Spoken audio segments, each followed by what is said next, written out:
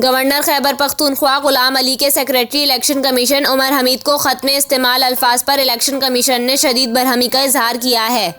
ज़राए election commission का कहना है कि गवर्नर का काम है कि सुप्रीम कोर्ट के फैसले की रोशनी में इंतखाबात की तारीख दें, ना कि हमें अहकामात दें। गवर्नर खैबर पख्तूनख्वा गुलाम अली ने इलेक्शन कमीशन को ख़त में लिखा था कि पुरअमन इंतखाबात के इनेकाद के मामलात के हवाले से तैयारी करके आएँ। ज़राए का कहना है कि इलेक्शन कमीशन ने गवर्नर खैबर पख्तूनख्वा के अल्फाज पर शदीद बरहमी का इजहार किया और कहा कि गवर्नर ने मुनासिब अल्फाज इस्तेमाल नहीं किए। ज़राए इलेक्शन कमीशन के मुताबिक अमन व अमान के हवाले से मुशावरत गवर्नर से नहीं मुतल्लिका हुकाम से करनी है। इलेक्शन कमीशन एक आईनी इदारा है। इलेक्शन कमीशन किसी से अहकामात नहीं लेता। गवर्नर अपना मुतल्लिका काम करे।